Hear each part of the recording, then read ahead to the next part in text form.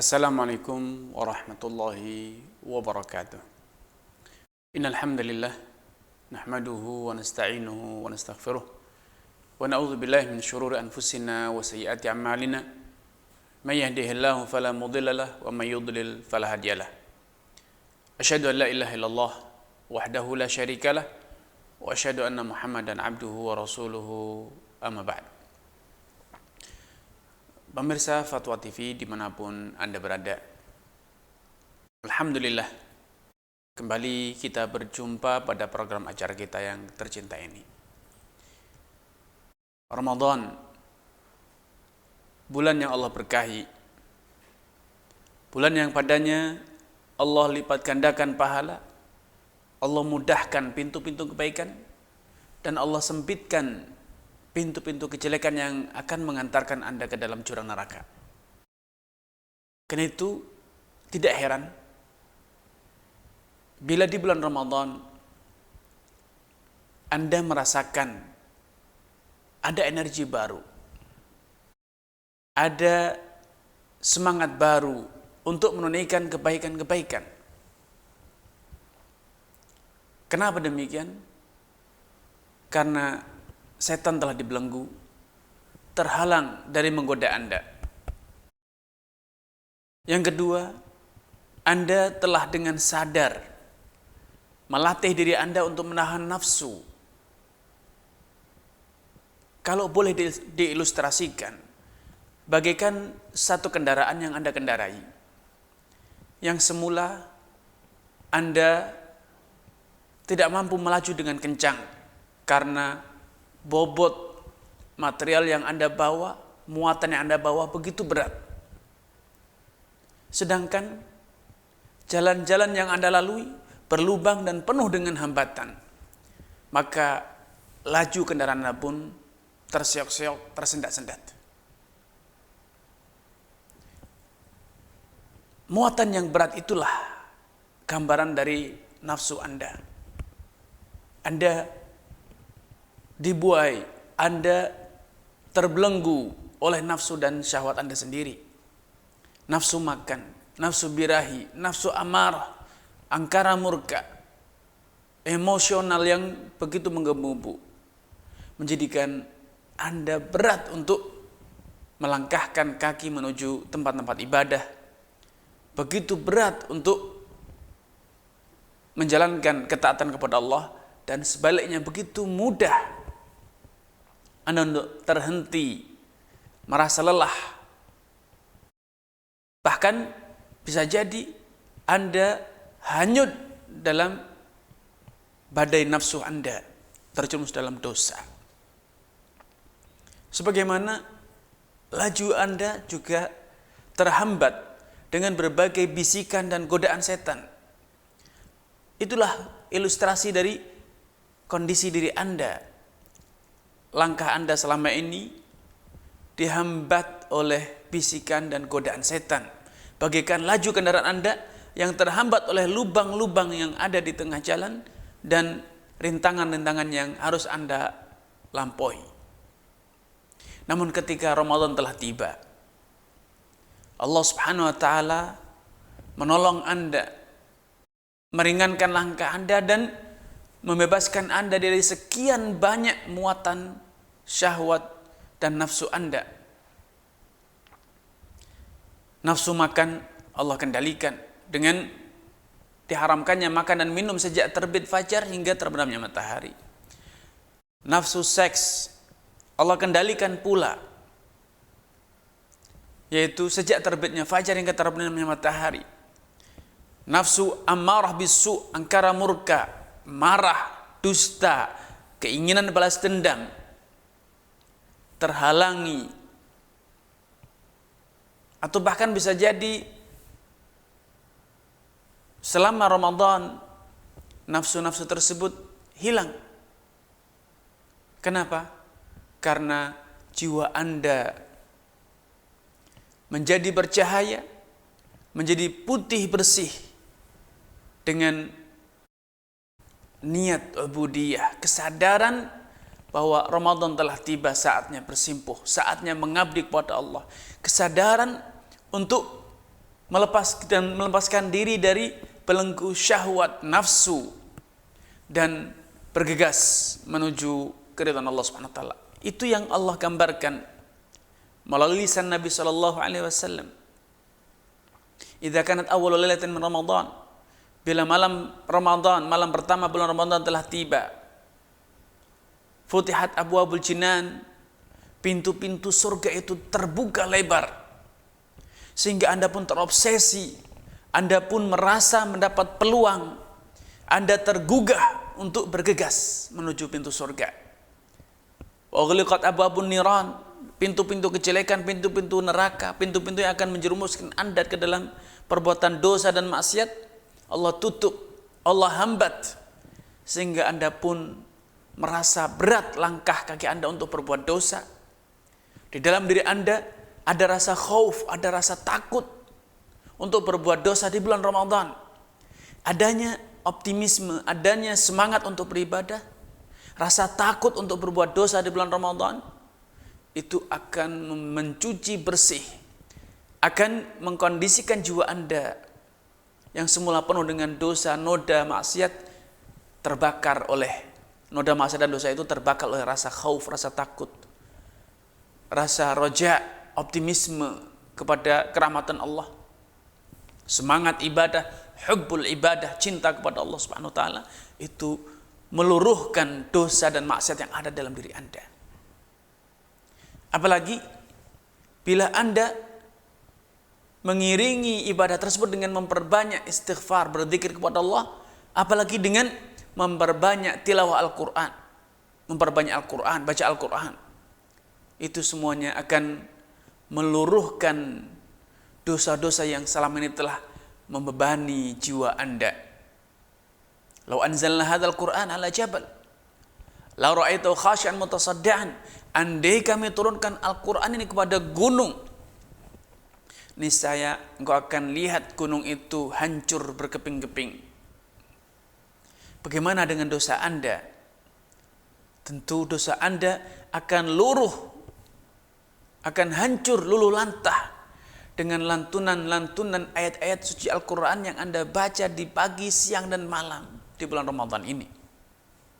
Karenanya sepatutnya kita bergegas dan semakin bergegas mengoptimalkan usaha kita, melipat gandakan perjuangan kita untuk membebaskan jiwa kita dari belenggu nafsu dan godaan setan. Bukan hanya dengan puasa, tapi mari kita lipat gandakan di bulan Ramadan ini amal ibadah yang lainnya. Ketahuilah bahwa ibadah puasa itu bukan rukun terbesar dari keislaman Anda. Rukun terbesar dari keislaman Anda adalah syahadat la ilaha illallah. Kesadaran Anda untuk cinta kepada Allah, mengabdi kepada Allah, mengagungkan Allah, takut kepada Allah, dan hanya menggantungkan harapan kepada Allah. Kita lipat gandakan kesadaran itu, karena ini adalah konsekuensi dari syahadat la ilaha illallah. Itu adalah konsekuensi langsung dari rukun Islam pertama Anda, yaitu syahadat la ilaha illallah. Sebagaimana di bulan Ramadan ini, mari kita libat gandakan kesadaran bahwa kita hanya memiliki satu panutan, satu keteladanan, yaitu Nabi SAW. Karena itu konsekuensi dari syahadat Muhammad Rasulullah. Wa ma atakumur rasul fakhudhuh. Apapun yang diajarkan oleh Rasul maka terimalah. Di bulan Ramadan ada kesadaran tinggi pada diri Anda untuk tunduk dan patuh dalam meneladani sunnah Nabi SAW, meneladani ajaran Nabi SAW. Di bulan Ramadan semua umat Islam termasuk Anda memiliki kesanggupan yang luar biasa untuk berhenti, meninggalkan segala larangan di saat waktunya telah tiba. Ketika azan sholat subuh telah dikumandangkan, fajar telah menyingsing, Anda sekejap langsung berhenti dari makan, dari minum, dari melampiaskan nafsu Anda. Semua itu bukan karena takut kelihatan orang, takut dimarahi orang, atau yang lainnya. Betul-betul karena lillah. Betul-betul karena perintah Allah dan Rasulnya. dalam rangka meneladani Nabi SAW, menjalankan ajaran beliau. Dan di bulan Ramadan pun ada kesiapan yang luar biasa dalam diri Anda untuk segera menjalankan perintah Allah yang lain, yaitu berhenti dari puasa tatkala adzan maghrib telah dikumandangkan atau matahari telah terbenam. Dan Anda pun kemudian juga begitu bersemangat untuk menunaikan sholat subuh berjamaah. Bahkan bukan sekedar sholat subuh saja, bahkan banyak dari orang yang selama bulan-bulan di luar Ramadan tidak pernah kenal masjid di saat subuh. Di bulan Ramadan mereka dengan sadar, dengan hati terbuka untuk menghadiri masjid, memakmurkan masjid di sholat subuh. Kehadiran Anda untuk menunaikan sholat subuh berjamaah, kehadiran Anda untuk menunaikan sholat-sholat yang lainnya, apalagi sholat isya berjamaah, itu akan meluruhkan dosa-dosa dalam diri Anda. Bahkan akan menepis, membuang jauh penyakit nifak. Kenapa? Karena Nabi telah bersabda, athqalus shalah, salat yang paling berat untuk ditunaikan oleh orang munafik, salatul isya wa salatul fajr. Salat isya dan salat fajar, yaitu salat subuh. Lau ya'lamuna ma fihi ma la'atahuma habwan walau habwan. Andai mereka tahu pahala dan keutamaan yang akan mereka dapat di kedua salat ini, salat isya dan salat subuh, niscaya mereka akan mendatangi keduanya, pergi ke masjid untuk menunaikan dua salat ini, isya dan salat subuh, walau habwan, walaupun dengan cara merangkak. Dan alhamdulillah, di bulan Ramadan ada kesadaran dalam diri Anda untuk salat subuh berjamaah, untuk salat isya berjamaah. Sehingga semangat ini, hubbul khair, cinta kepada kebaikan, yang itu merupakan aplikasi langsung dari cinta Anda kepada Allah Subhanahu wa taala, itu akan meluruhkan dosa Anda. Karena itu wajar di bulan Ramadan ada kesadaran untuk melipat gandakan ibadah. Kalau puasa yang itu merupakan rukun keempat dari Islam Anda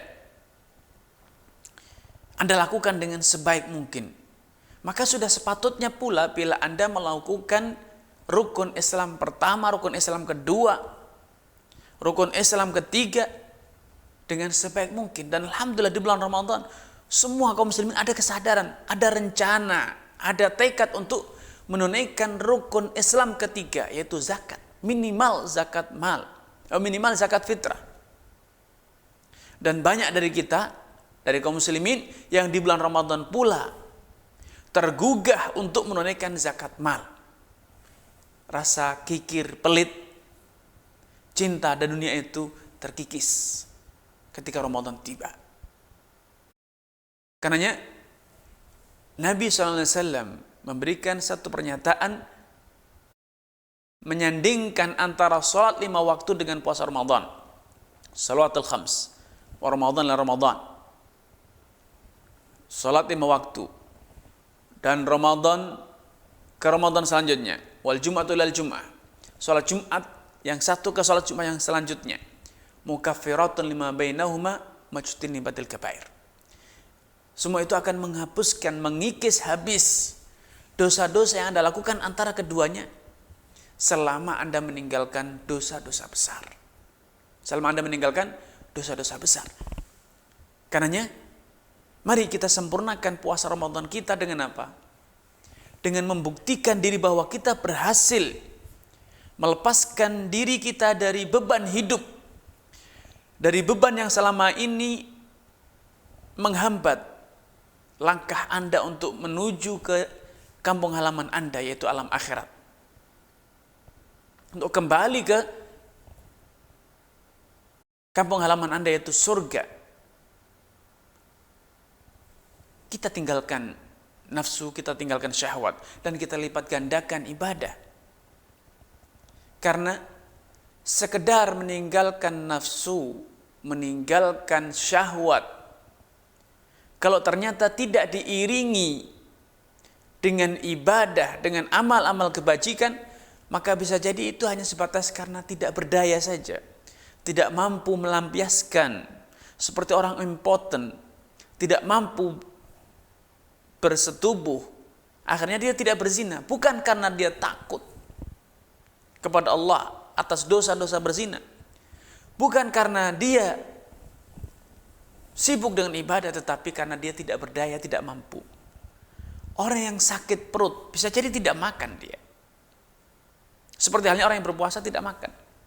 Maka sekedar tidak makan, sekedar tidak melampiaskan syahwat tidaklah ada artinya kalau tidak diiringi dengan niatul ubudiyah, niat menjalankan ibadah, niat untuk menyibukkan diri yang semula tersibukkan dengan nafsu, dengan syahwat. Sekarang ada kesadaran untuk mengesampingkan nafsu dan syahwat. Demi apa? Demi menjalankan ketaatan dan kepatuhan kepada Allah. Karena itu sudah sepatutnya kita sempurnakan puasa ini dengan memperbanyak ibadah, memperbanyak sholawat. Kalau kita puasa tidak ingin bolong sekali saja, satu hari saja, kita tidak ingin luput dari puasa walau hanya sekejap, walau hanya 1 menit, muadzin telah mengumandangkan adzan, Anda masih makan, Anda tidak ingin itu. Anda juga tidak ingin berbuat curang dalam puasa Anda. 1 menit saja sebelum adzan maghrib dikumandangkan, Anda tidak ingin memakan, minum, walau hanya 1 menit. Tentu semangat yang sama mari kita kobarkan dalam puasa, dalam ibadah sholat kita, yang itu merupakan rukun Islam kedua. Jangan nodai sholat Anda walau hanya sekejap, walau hanya secuil, walau hanya sesaat. Mari kita sempurnakan sholat kita, sebagaimana dalam diri kita ada kesadaran untuk menyempurnakan puasa. Kalau kita terobsesi dengan firman Allah Subhanahu wa taala, "Tsumma atimus siyama ilal lail." Kemudian sempurnakan puasa hingga malam hari. Maka mari kita sempurnakan sholat kita. Dengan apa? Dengan menunaikan syarat, rukun dan wajibnya, dan juga sunnah-sunnahnya. Karena sebagaimana orang yang berpuasa namun lalai dari substansi, dari inti tujuan dari ibadah puasa, bisa jadi yang dia dapat dari puasanya sebatas lapar dan dahaga, maka kondisi serupa juga terjadi pada ibadah sholat. Innar rajul, kata Nabi, bisa jadi seorang itu layan sarifu min sholatih, bisa jadi keluar dari sholatnya, selesai dari sholatnya, lam yuktab lahu min sholatih, bisa jadi dia tidak mendapatkan pahala dari sholat yang dia lakukan, tidak dituliskan sedikit pun pahala dari sholat dia, kecuali hanya sebatas apa? Ada yang 1/10, ada yang 1/9, ada yang 1/8. Bahkan kata Nabi, lam yuktab lahu min sholati syai'. Bisa jadi dia selesai dari sholat, dia tidak dapat pahala sholat sedikit pun.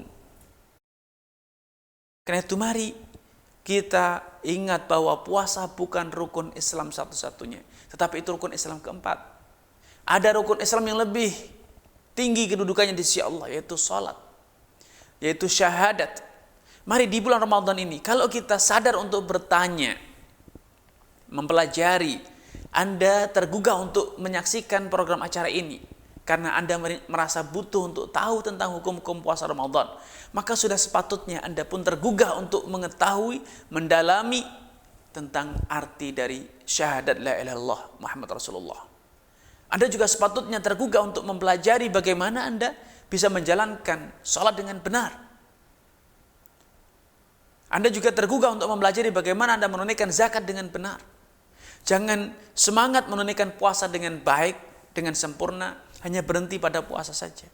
Karena ternyata ada ibadah yang lebih tinggi kedudukannya dibanding puasa, yaitu sholat, zakat, dan apalagi syahadat. Mari kita sempurnakan agama kita. Kalau kita terobsesi menjalankan puasa genap 30 hari, 1 bulan penuh. Kenapa? Karena kita sadar itu rukun agama kita, rukun Islam kita. Maka ingat, ada rukun Islam yang lebih besar dibanding puasa, yaitu salat. Bunyal Islamu ala khamsin.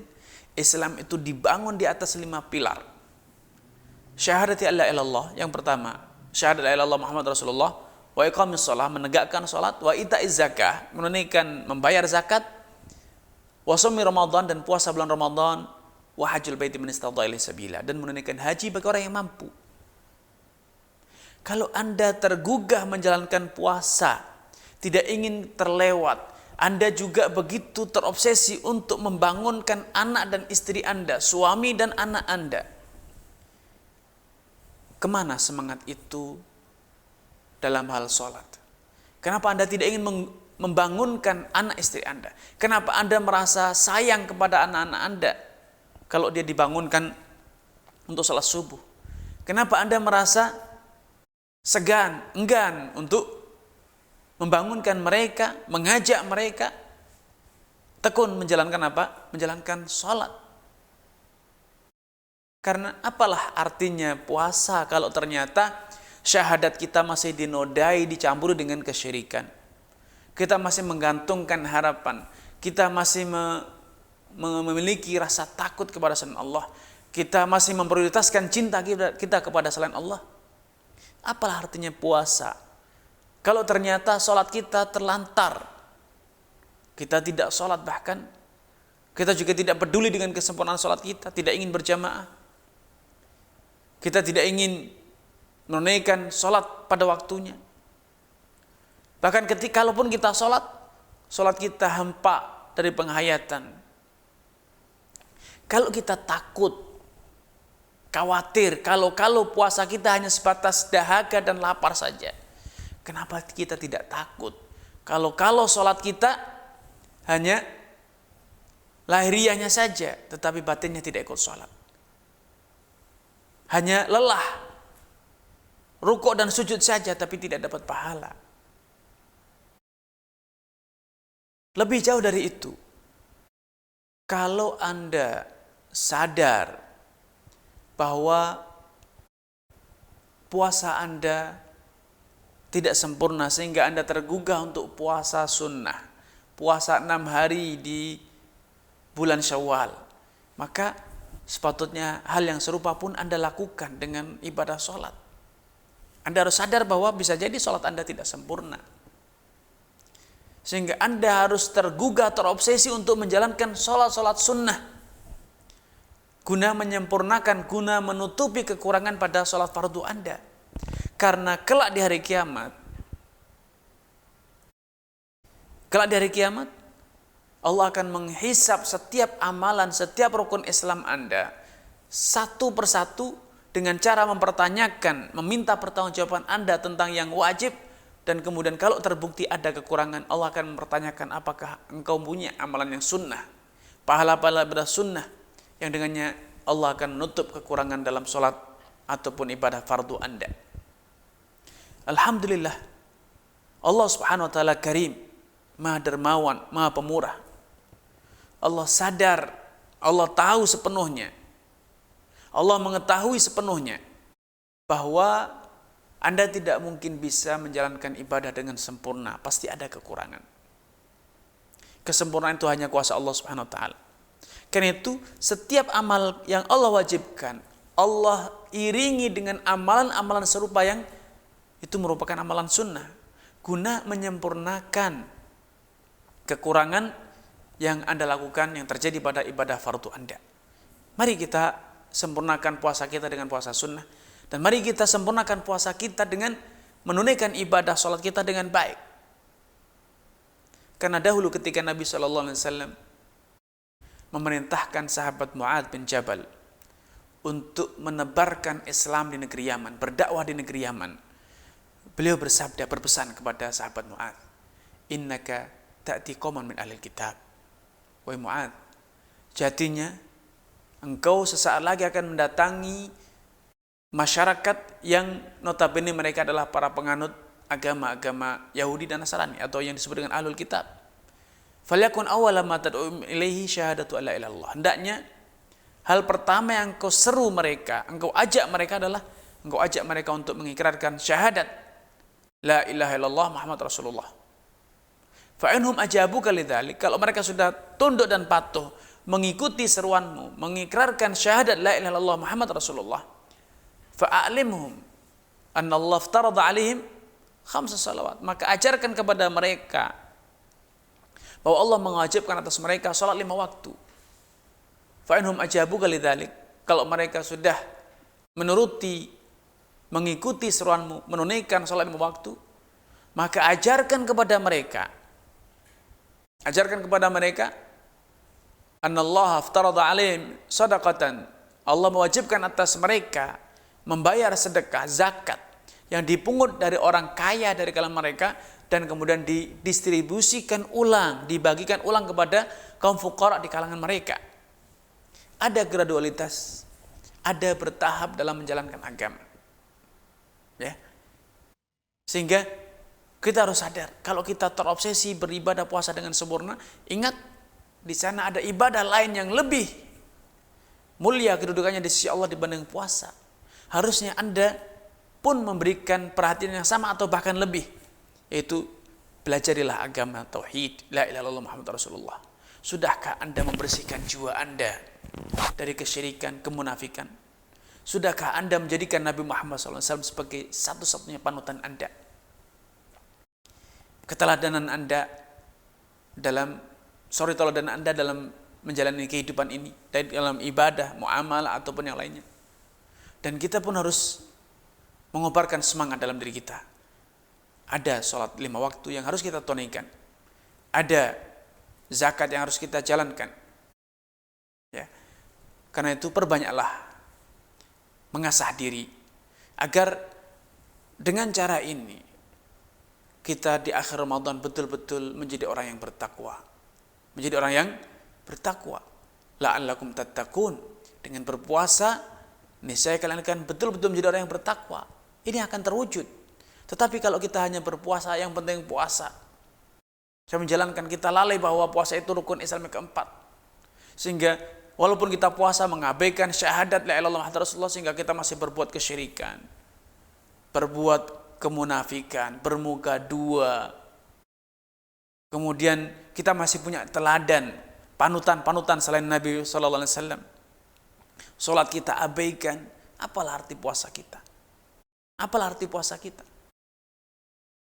Wa ma manahum an tuqbala minhum nafaqatum illa annahum kafaru billah.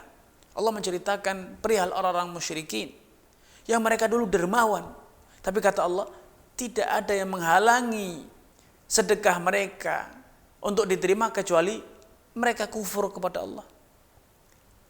Kemudian orang-orang musyrikin Quraisy dulu juga salat. Wa ma kana salatum indal baiti illa muka'an tasdiyah. Namun ternyata salat itu hanya main-main saja, hampa dari hakikatnya.